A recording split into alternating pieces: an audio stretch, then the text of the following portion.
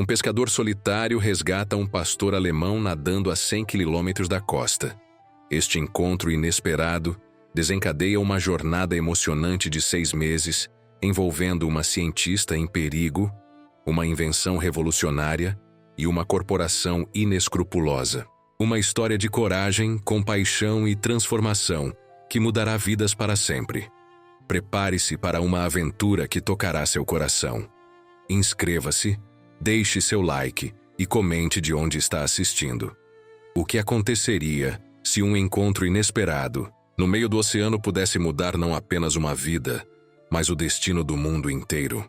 Imagine a vastidão azul, onde céu e mar se fundem no horizonte. E no meio deste cenário imponente, um homem solitário e um animal desesperado se encontram, como se o próprio destino tivesse traçado este momento. O sol nascia preguiçosamente sobre as águas calmas do Atlântico. Raios dourados estendiam seus dedos luminosos sobre a superfície cristalina, criando um caminho cintilante até o pequeno barco de pesca que balançava suavemente com o ritmo das ondas.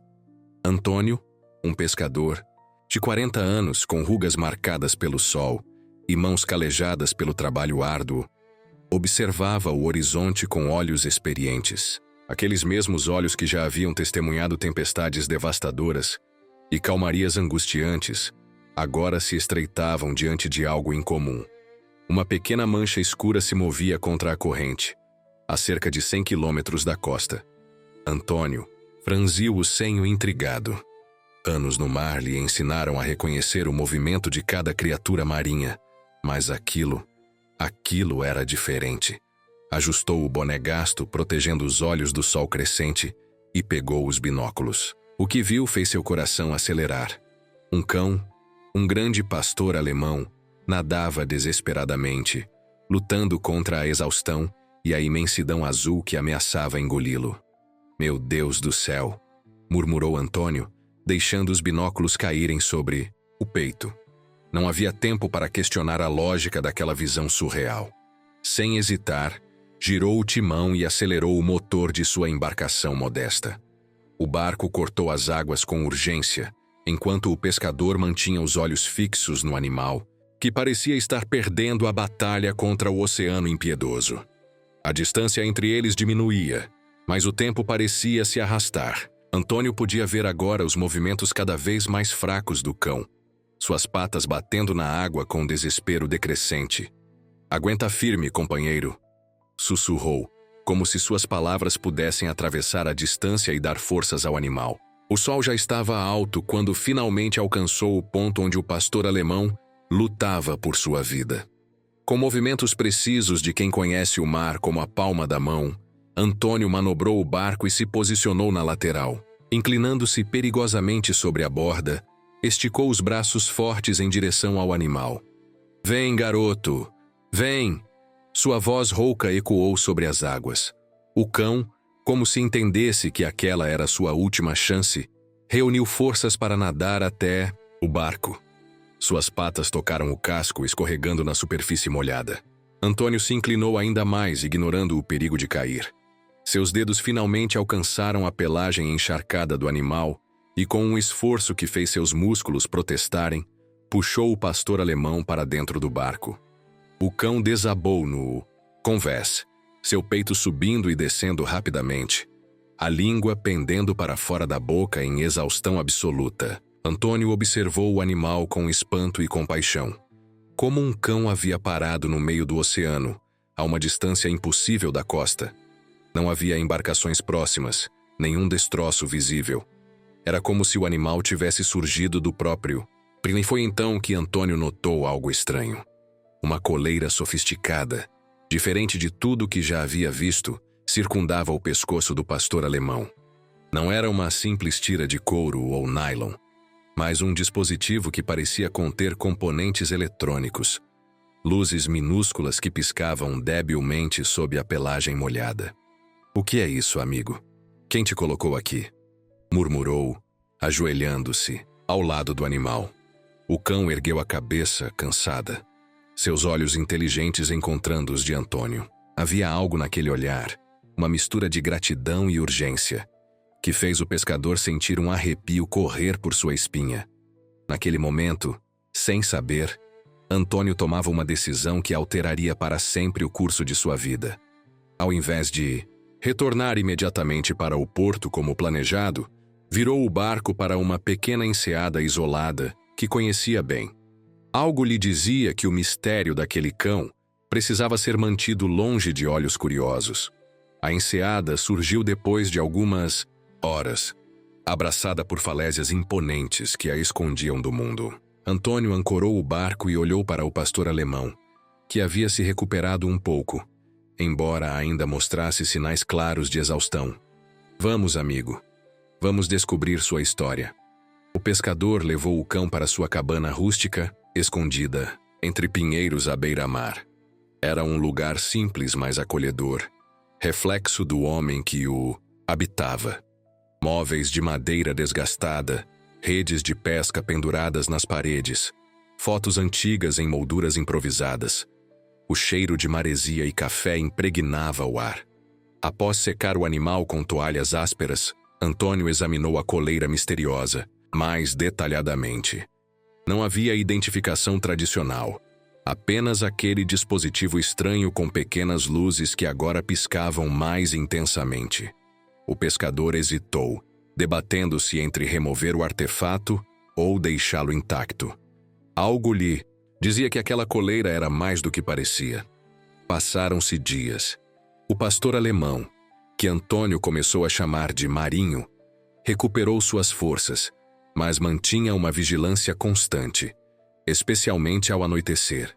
Sentado à porta da cabana, o animal fixava o olhar no horizonte, como se esperasse por algo ou alguém.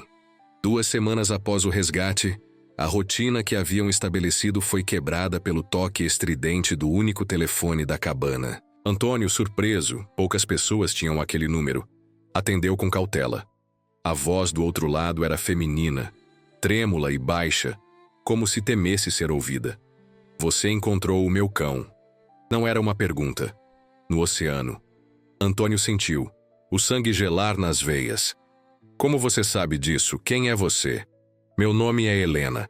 E se você realmente se importa com o animal e com a humanidade, não conte a ninguém sobre ele. Houve uma pausa carregada de tensão. Estão me perseguindo. Se encontrarem o Kaiser, me encontrarão também. E não posso deixar que peguem o que desenvolvi. O pescador olhou para o cão. Kaiser, não Marinho, que agora estava sentado, ereto, as orelhas alertas, como se pudesse ouvir e entender a conversa. Por que eu deveria acreditar em você? Porque Kaiser não é um cão comum, e a coleira que ele usa guarda algo que pode salvar milhões de vidas. A voz de Helena tremeu. Ou destruí-las, se cair nas mãos erradas. Um silêncio pesado se instalou entre eles. Antônio sentiu o peso da decisão que precisava tomar.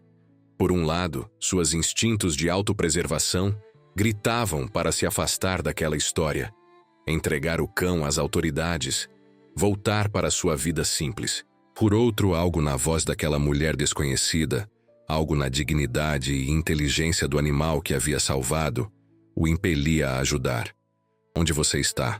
Perguntou finalmente, sua voz mais rouca que o normal. Não posso dizer por telefone, mas Kaiser pode me encontrar, se você o deixar.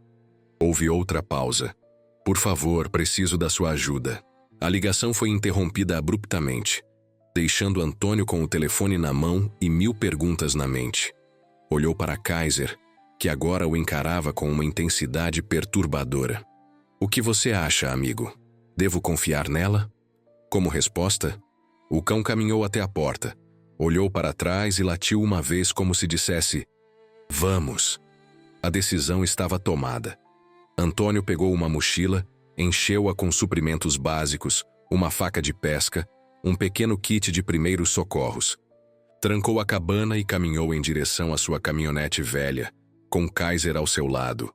O sol se punha no horizonte, tingindo o céu de vermelho sangue. Um presságio, talvez. Dirigiram por horas em silêncio, Antônio seguindo seu instinto e as indicações sutis de Kaiser, que ficava agitado em certas bifurcações. indicando o caminho a seguir. A estrada sinuosa os levou para longe da costa, adentrando uma região montanhosa e arborizada, onde casas se tornavam cada vez mais raras. A noite já estava alta quando Kaiser começou a latir com urgência. Antônio reduziu a velocidade, entrando em uma estrada de terra quase imperceptível entre as árvores densas. Os faróis da caminhonete iluminavam apenas alguns metros à frente, criando sombras fantasmagóricas entre os troncos retorcidos. O coração do pescador batia forte contra o peito. Após mais alguns minutos, Kaiser começou a rosnar, os pelos da nuca eriçados. Antônio parou o veículo imediatamente, desligando o motor e os faróis. O silêncio da floresta os envolveu, quebrado apenas pelo som distante de vozes masculinas e feixes de lanternas cortando a escuridão. Procurem em toda a área. A doutora não pode ter ido longe. Antônio sentiu um calafrio. Silenciosamente, fez sinal para Kaiser permanecer no veículo e saiu, movendo-se como uma sombra entre as árvores. Anos de caça e pesca lhe haviam ensinado a se deslocar sem fazer barulho, a ler o terreno como um livro aberto. Aproximou-se cautelosamente do local iluminado. Homens de preto, com equipamentos militares e armas de aspecto letal, vasculhavam sistematicamente a área. No centro da clareira, uma pequena cabana de pesquisa mostrava sinais de invasão violenta. A porta arrombada, janelas quebradas, equipamentos espalhados pelo chão. O pescador recuou, sabendo que precisava sair dali imediatamente. Mas ao se virar, seu pé quebrou um galho seco. O estalo, amplificado pelo silêncio da floresta, foi como um tiro. "Tem alguém ali! Rápido!" Antônio correu, zigue-zagueando entre as árvores, ouvindo o som de perseguição atrás de si. Feixes de luz cortavam a escuridão, vozes gritavam ordens. Ele corria como nunca havia corrido, pulmões queimando, músculos protestando. Ao chegar perto da caminhonete, viu algo que o fez parar abruptamente. Uma figura delgada encolhida contra uma árvore, tremendo visivelmente. Uma mulher. Sem pensar duas vezes, Antônio se aproximou. Helena. A figura sobressaltou-se, pronta para fugir. Mas então Kaiser surgiu das sombras. Movendo-se silenciosamente até ela, o animal tocou o focinho em sua mão e a mulher pareceu relaxar minimamente. Você é o homem que salvou Kaiser?" Sussurrou, olhos arregalados de medo e esperança. Antônio assentiu rapidamente. "Precisamos sair daqui agora." Estendeu a mão, um gesto simples mas carregado de implicações. Estava oferecendo muito mais que ajuda imediata. Estava se comprometendo com algo cujo alcance ainda não conseguia compreender.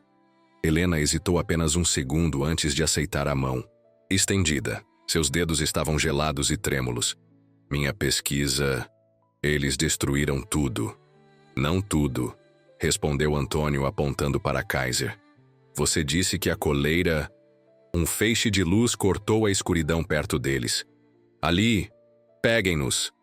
Não havia mais tempo para conversa. Antônio puxou Helena para a caminhonete, Kaiser pulando agilmente para o banco traseiro.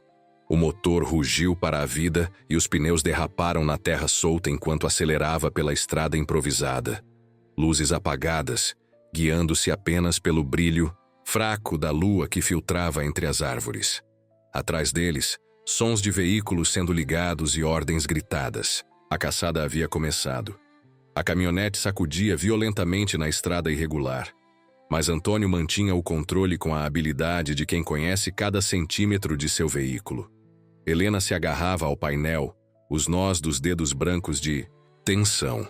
Kaiser, no banco traseiro, mantinha-se em alerta, orelhas eretas, focinho apontado para a janela traseira. "Quem são eles?"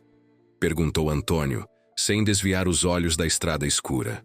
"Aquatech Corporation", respondeu Helena, sua voz quase inaudível sob o rugido do motor. "Eles descobriram minha pesquisa. Querem roubar, monopolizar." Ela engoliu em seco. "É uma tecnologia de purificação de água, revolucionária. Poderia fornecer água potável para regiões sem acesso, limpar oceanos contaminados." Seus olhos brilharam com paixão momentânea, logo substituída pelo medo. Nas mãos deles, seria apenas mais uma forma de controle. Antônio processou a informação enquanto manobrava o veículo em uma curva fechada. Luzes apareceram no espelho retrovisor, perseguidores ganhando terreno. Precisava pensar rápido. A coleira de Kaiser. O que ela contém? O algoritmo, a fórmula química, tudo. Helena acariciou a cabeça do cão, que havia se aproximado, sentindo seu desconforto. Implantei um chip na coleira camuflado entre os componentes de GPS. Eles nunca pensariam em procurar ali. Antônio assentiu, um plano formando-se em sua mente. Conheço um lugar, um refúgio, mas precisamos despistar esses homens primeiro. Com uma manobra brusca, virou o veículo para um caminho lateral quase invisível, adentrando ainda mais a floresta densa. A caminhonete agora avançava lentamente. Galhos arranhando as laterais, o teto, criando um som arrepiante como unhas em um quadro negro. Abaixe-se, ordenou, quando as luzes de seus perseguidores iluminaram brevemente a área que haviam acabado de deixar. Homens gritavam, confusos com o desaparecimento repentino. Por quase uma hora, Antônio navegou pela floresta através de trilhas mínimas, algumas vezes criando seu próprio caminho, confiando em seu instinto e na resistência de sua velha caminhonete. Finalmente, quando teve certeza de que haviam despistado os perseguidores, dirigiu de volta para a estrada principal, mas em direção oposta à costa. Para onde estamos indo? Perguntou Helena, exausta, mas alerta. Para um lugar que poucos conhecem, respondeu Antônio. Um amigo, um velho pescador como eu, tem uma cabana nas montanhas. Usamos para temporadas de caça, mas há anos ninguém vai lá. Estaremos seguros, por enquanto. O dia já amanhecia quando finalmente chegaram ao local. Uma cabana rústica, quase escondida entre pinheiros centenários, à beira de um pequeno lago cristalino. O ar era limpo e frio, tão diferente do cheiro de maresia a que Antônio estava acostumado. Mas havia algo reconfortante naquele isolamento. Não é muito, mas servirá, disse, ajudando Helena a sair do veículo. Ela parecia prestes a desabar de exaustão, mas seus olhos examinavam o entorno com a cautela de um animal acuado. Obrigada, disse simplesmente. Você arriscou sua vida por mim, por nós. Olhou para Kaiser, que já explorava o perímetro da cabana, cheirando cada canto, estabelecendo seu território. Antônio encolheu os ombros, subitamente desconfortável com a gratidão. Fiz o que qualquer um faria. Não, respondeu ela, segurando seu olhar. Não qualquer um. Os dias se transformaram em semanas. A cabana, inicialmente apenas um esconderijo, tornou-se um lar temporário. Antônio fazia viagens ocasionais à cidadezinha mais próxima, para suprimentos, sempre cuidadoso para não estabelecer padrões que pudessem ser rastreados. Helena, usando os poucos equipamentos que conseguiu salvar e materiais improvisados fornecidos por Antônio, trabalhava incansavelmente para reconstruir aspectos cruciais de sua pesquisa. A rotina que desenvolveram tinha uma domesticidade inesperada. Antônio, habituado à solidão, surpreendia-se com o conforto que encontrava na presença de Helena e Kaiser. As noites eram preenchidas com conversas à luz de velas. Helena explicando sua pesquisa em termos que ele pudesse compreender, Antônio compartilhando histórias do mar, de tormentas enfrentadas, de momentos de beleza indescritível entre céu e oceano. A tecnologia que desenvolvi, explicou Helena numa dessas noites, seus dedos trabalhando delicadamente nos componentes da coleira de Kaiser, que dormia pacificamente ao seu lado. Utiliza nanopartículas biodegradáveis que atraem e neutralizam poluentes específicos. Mas o verdadeiro avanço está no algoritmo que programa essas partículas para se adaptarem a diferentes tipos de contaminantes. Antônio observava suas mãos habilidosas, fascinado não apenas pelo trabalho delicado, mas pela paixão que emanava dela quando falava de sua criação. E isso poderia limpar oceanos inteiros? Eventualmente, sim, começando por áreas críticas, expandindo gradualmente. Seus olhos brilharam no reflexo da chama. Imagine mares limpos novamente. Vida. Marinha prosperando. Comunidades costeiras com água potável abundante. O pescador sentiu um aperto no peito. Passara a vida inteira no mar. Testemunhara sua degradação progressiva. Vira peixes desaparecerem, águas claras tornarem-se turvas. A possibilidade que Helena apresentava parecia quase um sonho. Por que a Aquatech quer tanto isso? Não seria bom para eles também um mundo com água limpa? Helena sorriu tristemente. Eles não querem um mundo com água limpa. Querem um mundo onde controlem o acesso à água limpa. Ela colocou as ferramentas de lado. Minha tecnologia é relativamente simples de reproduzir com os equipamentos certos. Poderia ser implementada localmente, por comunidades independentes. Isso acabaria com o modelo de negócios deles. Antônio assentiu lentamente, compreendendo. Em seu mundo simples de pescador, havia aprendido há muito tempo que os mais poderosos raramente agiam pelo bem comum. O que faremos agora? Perguntou, percebendo que estavam em um impasse.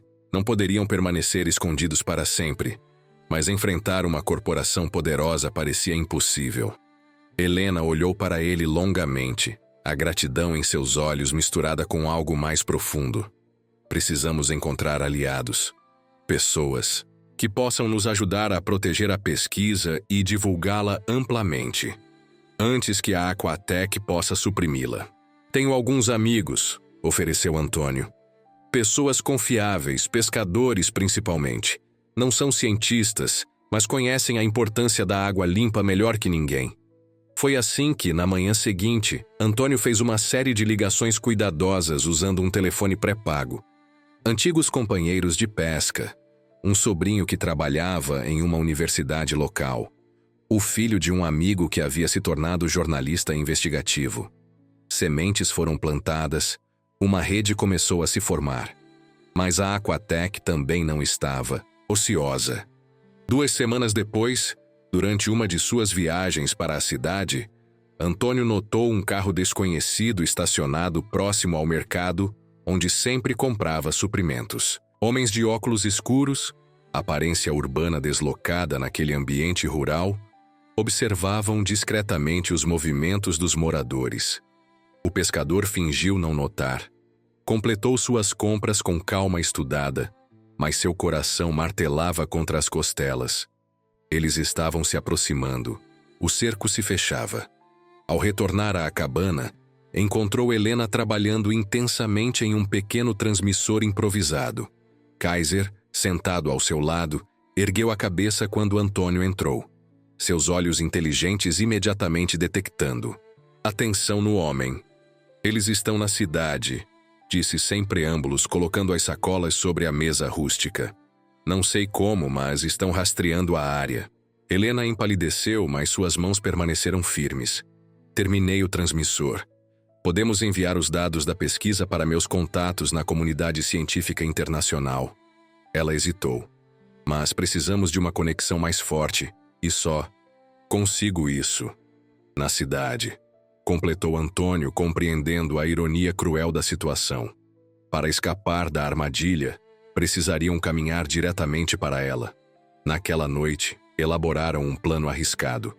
Antônio voltaria à cidade sozinho, levando o transmissor. Usaria a conexão de internet da biblioteca local para enviar os dados, enquanto Helena e Kaiser permaneceriam na segurança relativa da cabana.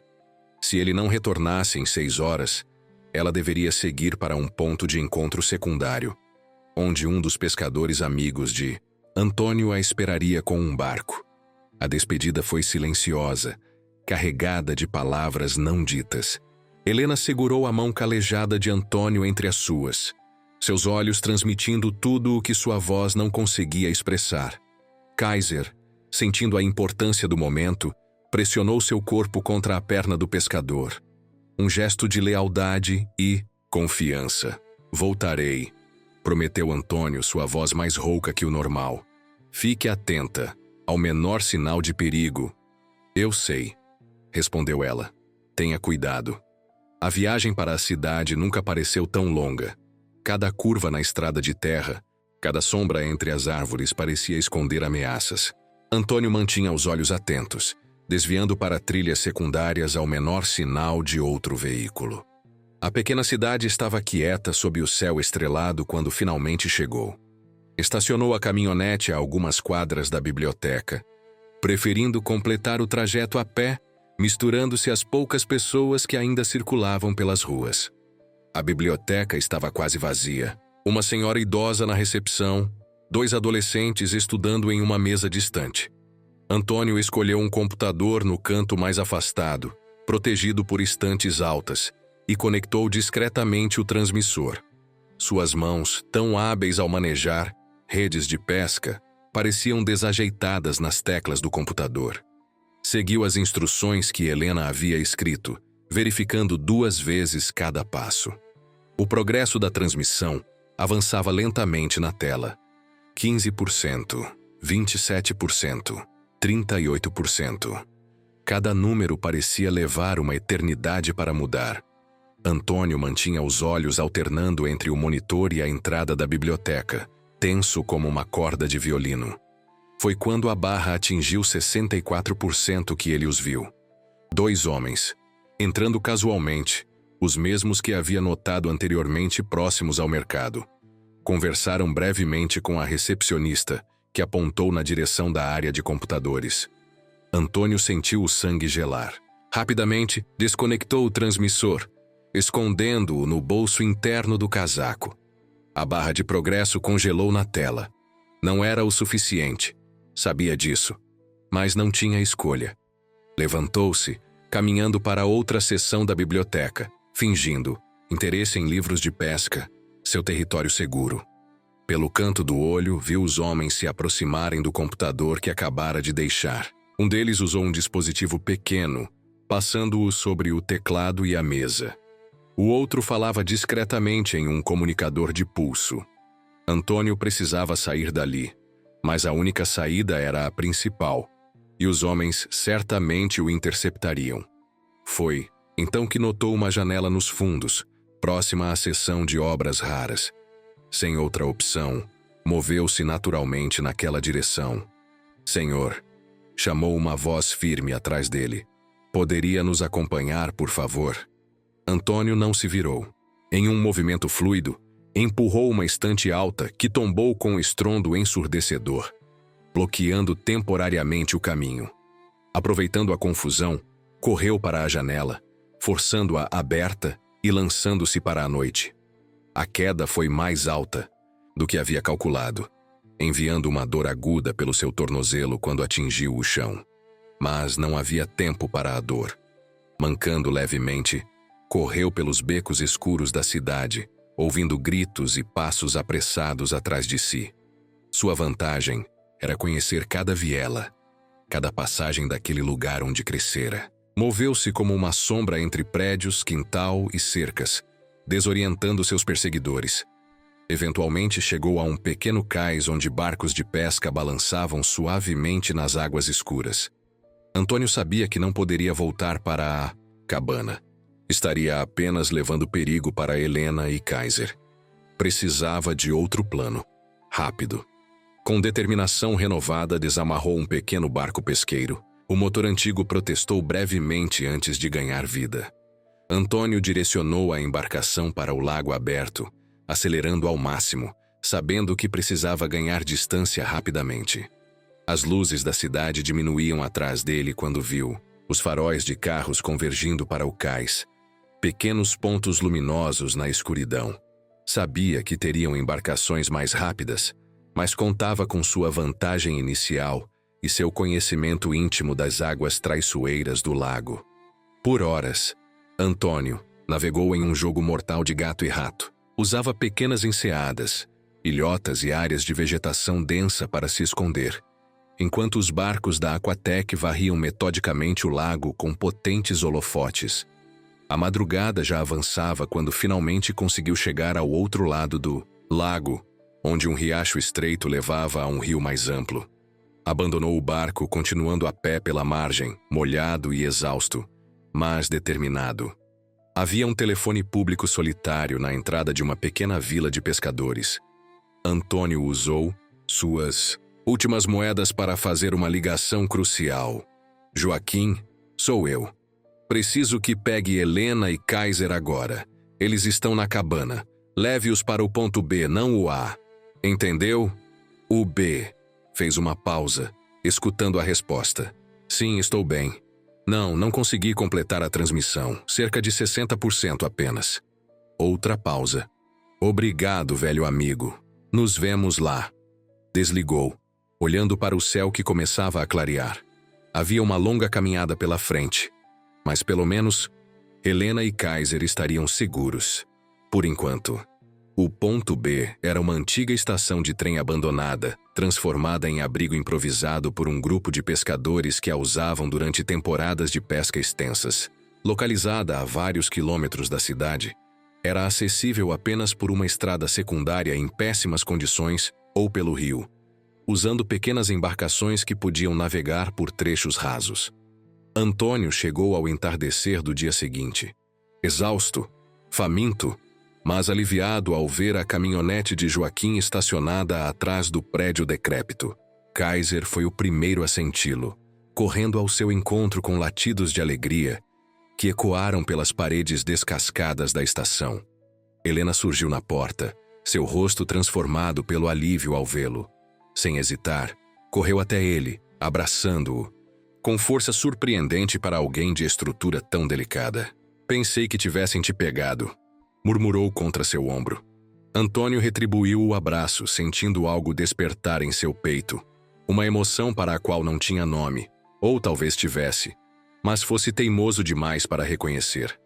É preciso mais que alguns empresários de terno para deter um velho pescador, respondeu com um sorriso cansado. Joaquim, um homem robusto de barba grisalha e olhos perpetuamente semicerrados contra o reflexo do sol na água, observava a cena com um sorriso. Astuto. Os pombinhos podem continuar o reencontro lá dentro. Temos muito o que discutir.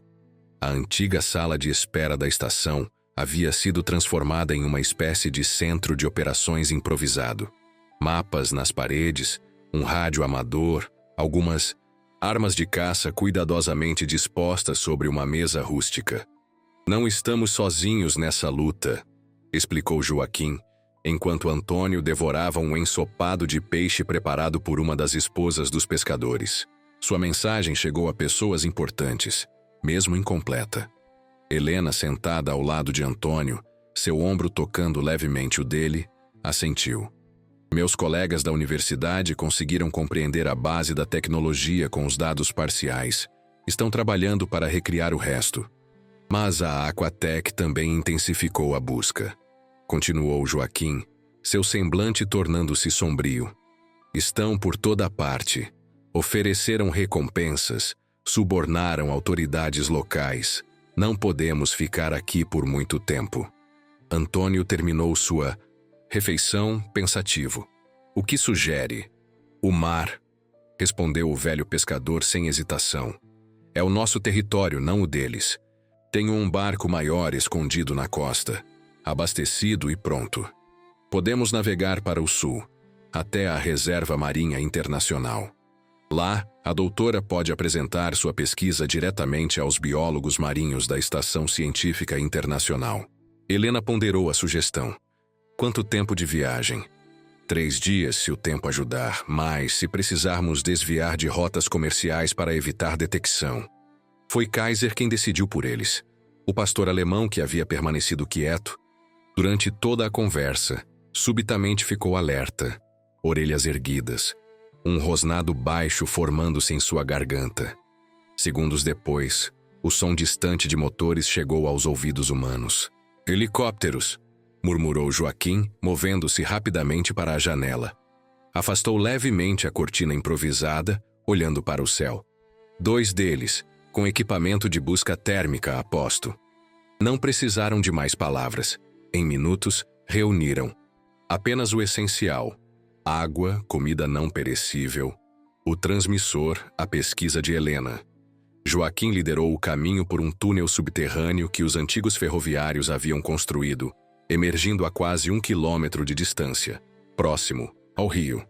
3 pequenas embarcações os aguardavam, cada uma tripulada por pescadores de expressão determinada. A comunidade ribeirinha havia se unido em torno daquela causa, vendo nela uma esperança para a preservação de seu modo de vida, cada vez mais ameaçado pela poluição e pela ganância corporativa. Antônio, Helena e Kaiser embarcaram no bote central, com Joaquim ao comando. Os outros serviriam como distração, seguindo em direções diferentes para confundir eventuais perseguidores. Boa sorte, desejou um dos pescadores, sua voz rouca de emoção. Faça essa tecnologia funcionar, doutora. Nossos netos merecem mares limpos. Helena assentiu solenemente, a responsabilidade pesando sobre seus ombros delicados mas firmes. Funcionará, prometo. Os barcos partiram simultaneamente, cada um, desaparecendo rapidamente na escuridão crescente do crepúsculo. O caminho pelo rio era traiçoeiro, cheio de corredeiras e trechos rasos, mas Joaquim navegava com a confiança de quem conhecia cada pedra, cada curva. O som dos helicópteros diminuiu gradualmente à medida que se afastavam, mas ninguém relaxou. A noite seria longa, e a jornada até o mar perigosa. Antônio observava Helena, que acariciava distraidamente a cabeça de Kaiser, seus olhos perdidos na escuridão circundante. Vai dar certo, disse baixinho apenas para ela ouvir. Ela o encarou, a determinação em seu olhar misturada com algo mais suave, mais pessoal. Graças a você. Hesitou, como se escolhesse cuidadosamente as palavras. Quando tudo isso acabar. Quando tudo isso acabar, interrompeu ele gentilmente. Teremos tempo para conversar sobre todas as possibilidades. Um leve rubor coloriu as bochechas de Helena, visível mesmo na penumbra. Ela assentiu, um pequeno sorriso curvando seus lábios. A viagem pelo rio durou a noite inteira. Uma jornada tensa através da escuridão, guiada apenas pela luz fraca da lua e pela experiência de Joaquim. Quando o primeiro raio de sol tocou o horizonte, o barco finalmente emergia na vastidão azul do oceano. Antônio respirou fundo, sentindo o ar salgado inflar seus pulmões. O mar, seu velho amigo e confidente, estendia-se imponente diante deles, oferecendo tanto libertação quanto novos perigos. Para o sul, ordenou Joaquim, ajustando o motor maior que haviam mantido desligado durante a navegação pelo rio. A estação científica fica a aproximadamente 290 quilômetros daqui. O barco cortava as ondas com determinação, deixando um rastro branco de espuma. Helena e Antônio se revezavam nos instrumentos de navegação, enquanto Kaiser permanecia vigilante na proa, como um sentinela imperturbável. A manhã transcorreu sem incidentes, mas o meio da tarde trouxe a primeira complicação. No horizonte, a silhueta inconfundível de um navio de patrulha costeira. Não é coincidência, murmurou Joaquim, reduzindo a velocidade. A Aquatec tem influência sobre as autoridades locais. Helena mordeu o lábio preocupada. Podemos desviar? Não sem nos aproximarmos perigosamente do litoral, onde certamente haverá mais vigilância. Joaquim estudou o mapa marítimo, seu semblante pensativo. Há um banco de neblina se formando a leste. Se conseguirmos alcançá-lo... Antônio já havia ajustado o curso antes mesmo que o amigo terminasse a frase. O barco inclinou-se levemente, mudando de direção. Uma hora tensa se seguiu, com todos observando ansiosamente o navio de patrulha, que parecia manter um curso paralelo ao deles. Finalmente, a neblina apareceu diante deles, uma parede fantasmagórica de branco flutuando sobre o azul profundo. Joaquim reduziu o motor para evitar o ruído excessivo e mergulharam na opacidade reconfortante. Mantenham os olhos e ouvidos atentos, sussurrou, desnecessariamente. A visibilidade era quase zero, tornando a navegação um exercício de fé, de instinto. Foi Kaiser quem deu o primeiro aviso. O pastor alemão, que havia permanecido em silêncio absoluto desde que entraram na neblina, subitamente ficou rígido, um rosnado baixo vibrando em sua garganta. Segundos depois, o som abafado de um motor potente chegou aos ouvidos humanos. "Estão dentro da neblina", murmurou Antônio, imediatamente desligando o motor. O barco continuou deslizando por inércia, silencioso como um fantasma. O som do outro barco intensificou-se, aproximando-se perigosamente. Todos congelaram, mal ousando respirar. Helena agarrou instintivamente a mão de Antônio, seus dedos gelados de medo. Ele retribuiu o aperto, transmitindo uma confiança que não sentia completamente. O barco patrulha passou tão perto que puderam ouvir vozes abafadas, ordens sendo dadas. A neblina, sua salvação, agora parecia uma armadilha, ocultando tanto o caçador quanto a presa. Quando os sons finalmente se distanciaram, Joaquim esperou mais 10 minutos antes de religar o motor, mantendo-o na velocidade mínima. "Vamos nos manter na borda da neblina", decidiu. "Visibilidade suficiente para navegar, cobertura suficiente para nos esconder." A estratégia funcionou pelo resto do dia, mas quando a noite caiu, uma nova ameaça surgiu. Uma tempestade se formava, rapidamente ao sul, exatamente na direção para onde precisavam ir. "Podemos contorná-la?" perguntou Helena, observando apreensiva os relâmpagos distantes que iluminavam ocasionalmente o horizonte escuro. Joaquim balançou a cabeça. "Não sem um desvio significativo que atrasaria nossa chegada em pelo menos 2 dias. E não temos combustível para isso." Antônio estudou o radar meteorológico improvisado que haviam trazido. "A tempestade não parece tão intensa no centro-oeste. Se navegarmos diretamente para lá, enfrentaremos apenas a borda. Ainda assim, será perigoso", advertiu Joaquim. Helena olhou para os 2 homens, depois para Kaiser, que permanecia estoicamente ao seu lado, inabalável diante da perspectiva de mais uma provação. "Já enfrentamos perigos maiores para chegar até aqui", disse com determinação. "Vamos continuar." A decisão foi unânime. O barco ajustou o curso, dirigindo-se agora para a tempestade que crescia a cada minuto, seus contornos iluminados ocasionalmente por relâmpagos cada vez mais frequentes. O mar, antes relativamente calmo, começou a agitar-se.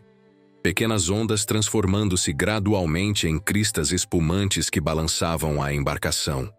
"Prendam tudo o que for solto", instruiu Joaquim, enquanto verificava os coletes salva-vidas. "E vocês 2", apontou para Antônio e Helena. "Amarrem-se ao barco. Kaiser também." Fizeram como ordenado, assegurando o equipamento à pesquisa e finalmente a si mesmos, usando cordas marinhas para criar conexões seguras com a estrutura principal do barco. Helena ajustou cuidadosamente uma pequena cadeira improvisada para Kaiser, garantindo que o animal pudesse permanecer seguro sem restringir completamente seus movimentos. Quando finalmente entraram na tempestade, foi como se o mundo inteiro tivesse enlouquecido à sua volta. Ondas enormes erguiam o barco apenas para deixá-lo cair violentamente no vale seguinte. Chuva horizontal fustigava seus rostos com força de agulhas. Relâmpagos rasgavam o céu em padrões caóticos, seguidos por trovões ensurdecedores, que pareciam fazer o próprio ar vibrar. Joaquim e Antônio se revezavam no leme, lutando para manter o barco na rota, cada um oferecendo descanso ao outro, quando os braços ameaçavam ceder à exaustão. Helena, embora claramente aterrorizada, mantinha-se ocupada verificando constantemente as amarras, o nível de água no casco, oferecendo água e palavras de encorajamento aos homens. Kaiser, surpreendentemente, parecia o mais calmo de todos. O pastor alemão, molhado até os ossos, mas com um brilho alerta nos olhos, mantinha-se firme em seu posto, como se compreendesse a importância crucial de sua presença, da pesquisa que carregava consigo. A tempestade persistiu pela maior parte da noite, uma batalha interminável contra as forças da natureza. Quando finalmente começou a amainar, nas primeiras horas da madrugada, todos estavam exaustos, encharcados, doloridos. Mas o barco havia resistido, e continuavam em movimento. Antônio, assumindo o leme para que Joaquim pudesse descansar brevemente, olhou para Helena, que havia adormecido encostada em Kaiser, o braço protetor sobre o animal.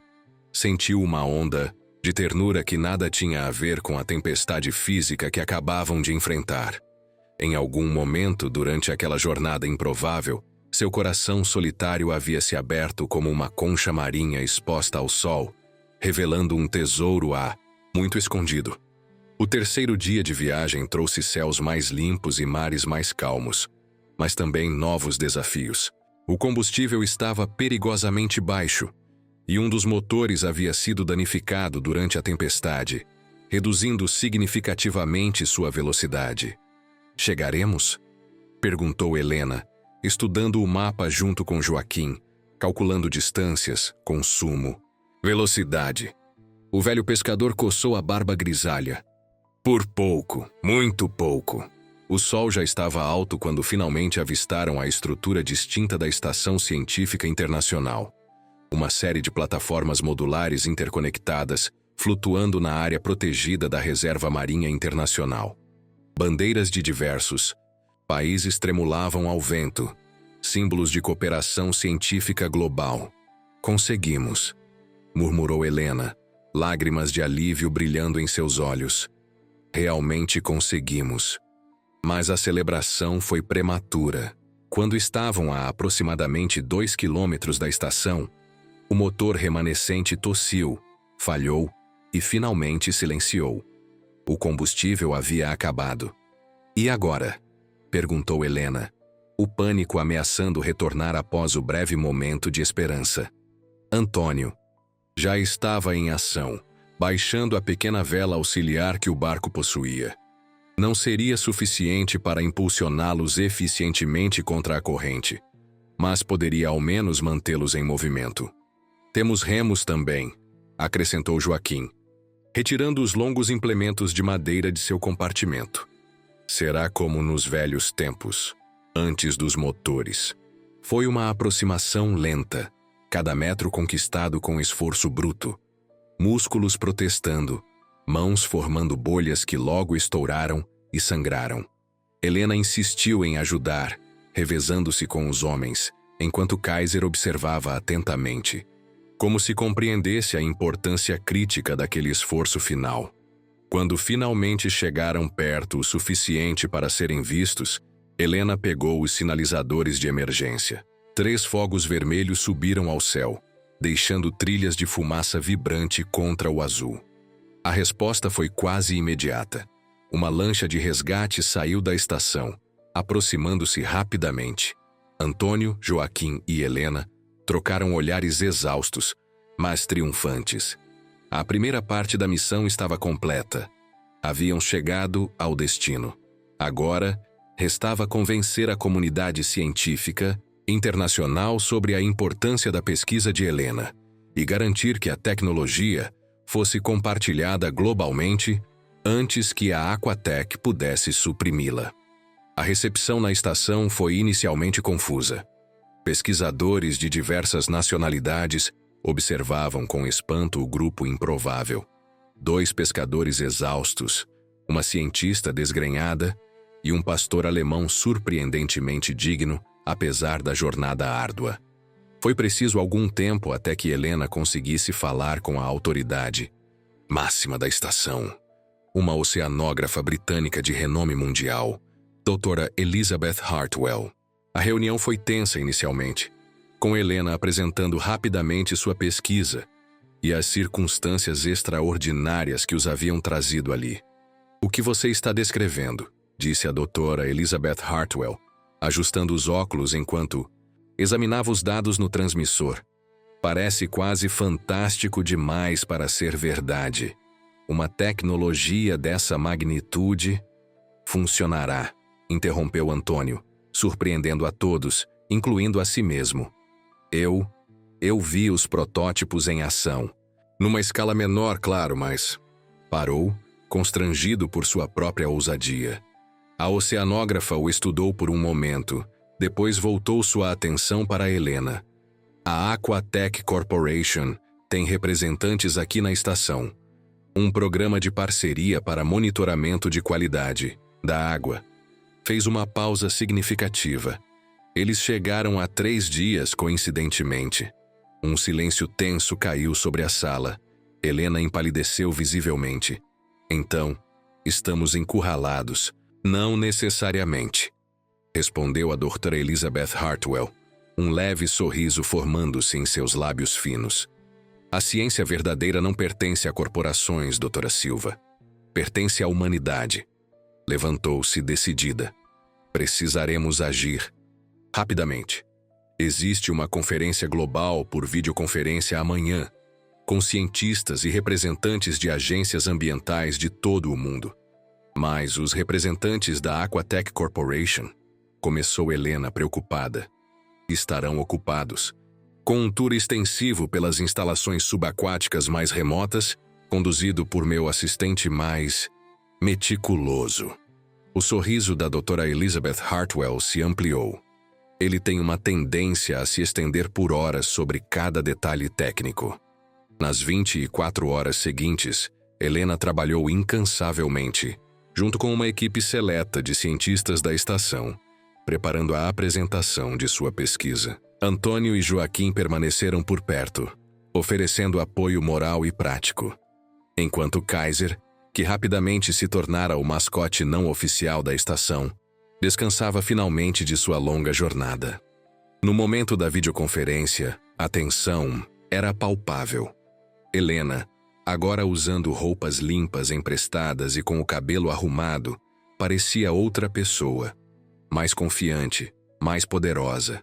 Mas Antônio podia ver o leve tremor em suas mãos enquanto ela organizava suas notas. Você consegue, disse baixinho colocando a mão em seu ombro. Nasceu para este momento.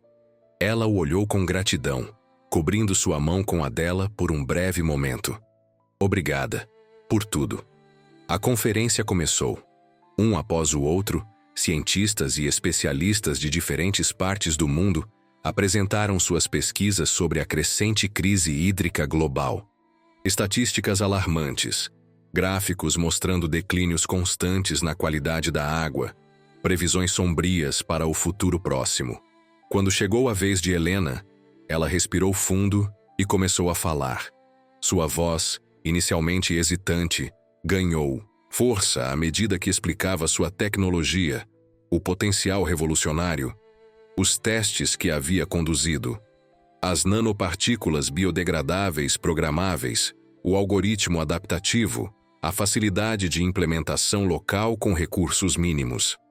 Cientistas de todo o mundo fizeram perguntas, algumas céticas, outras entusiasmadas. Helena respondeu a todas com clareza e honestidade, admitindo limitações, explicando desafios, propondo soluções. Antônio observava com orgulho crescente aquela mulher extraordinária que havia atravessado tempestades literais e figurativas. Para chegar ali, estava mudando o mundo diante de seus olhos.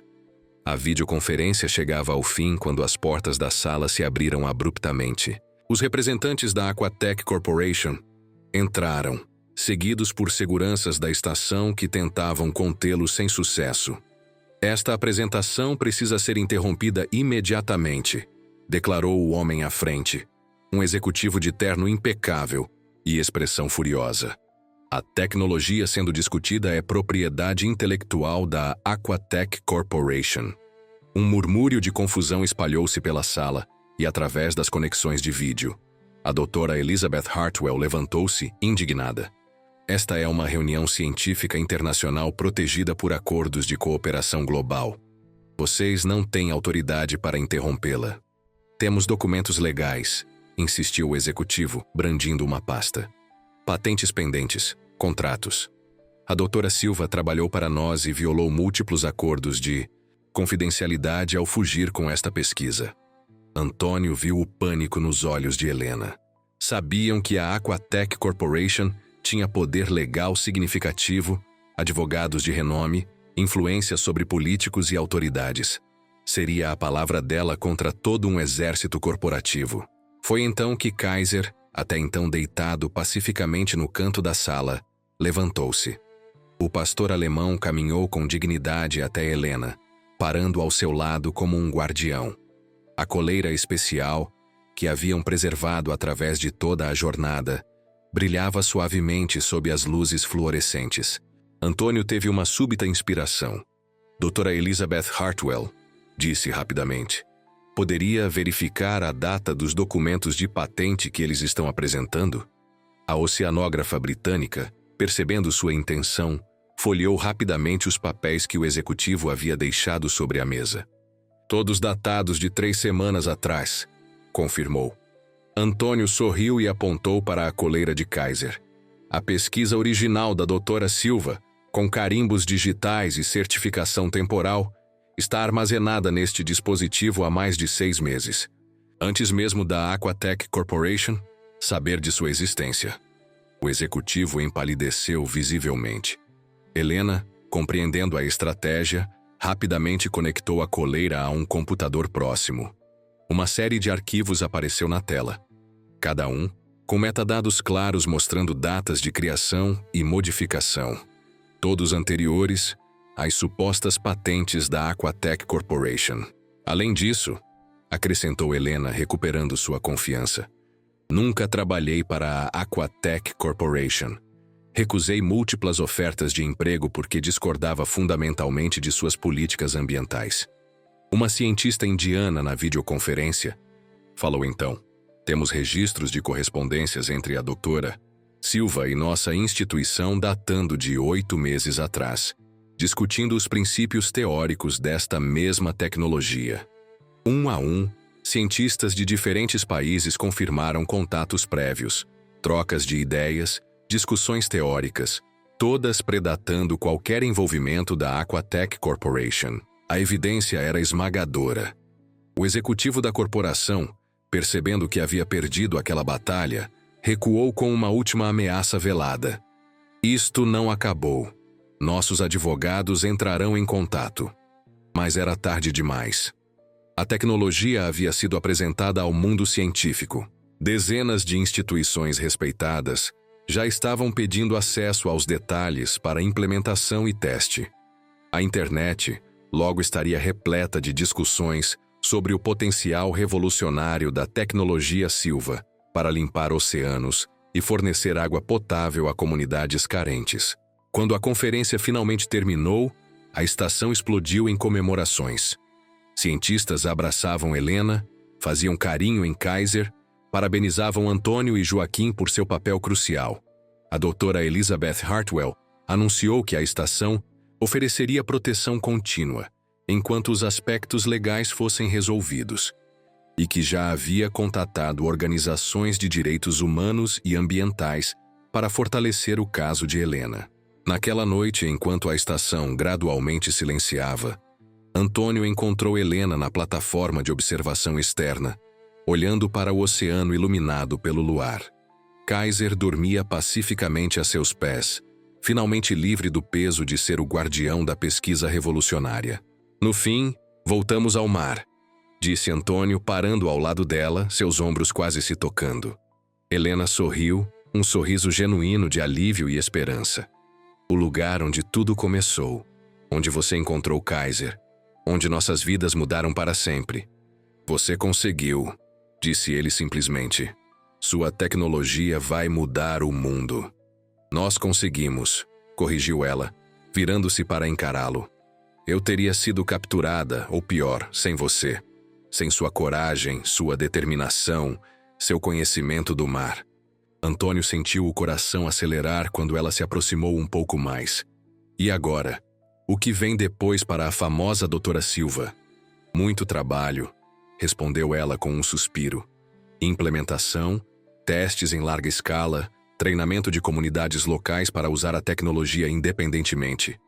Fez uma pausa, seus olhos buscando os dele. Vou precisar de alguém que conheça o oceano como ninguém. Alguém em quem eu possa confiar completamente. Antônio não conseguiu conter o sorriso que se espalhou por seu rosto marcado pelo sol e pelo tempo. Conheço um velho pescador que pode estar disponível para o cargo. Helena riu. um som cristalino que pareceu dançar sobre as ondas. Ele aceitaria trabalhar com uma cientista teimosa que atrai problemas por onde passa? Acho que ele já provou que sim, respondeu Antônio, seu olhar se suavizando. Na verdade, acho que ele não conseguiria imaginar a vida de outra forma agora. O silêncio que se seguiu foi preenchido apenas pelo som suave das ondas contra a plataforma e pela respiração tranquila de Kaiser, que sonhava, talvez, com corridas pela praia e mergulhos no oceano cristalino, que sua guardiã humana ajudaria a criar. Quando Helena finalmente se moveu, foi para fechar a pequena distância entre eles, seus dedos encontrando os de Antônio, entrelaçando-se naturalmente, como se tivessem feito aquilo por toda a vida. Assim, sob o céu estrelado, com o vasto oceano como testemunha, um novo começo tomou forma. Um pescador solitário que havia encontrado muito mais que um cão no mar. Uma cientista brilhante que havia descoberto que algumas equações não podem ser resolvidas apenas com lógica. E um pastor alemão fiel que havia unido dois mundos, aparentemente distintos em uma missão que salvaria não apenas o oceano, mas também seus guardiões relutantes. A aurora chegaria em algumas horas, trazendo um novo dia cheio de desafios, de batalhas legais, de trabalho árduo para implementar a tecnologia que purificaria as águas do mundo. Mas, por enquanto, naquele momento perfeito entre a noite e o dia, havia apenas paz. Havia apenas esperança. Havia apenas a certeza de que um simples ato de compaixão, um homem salvando um animal em perigo, poderia, de fato, desencadear ondas de mudança capazes de alcançar as praias mais distantes do futuro da humanidade.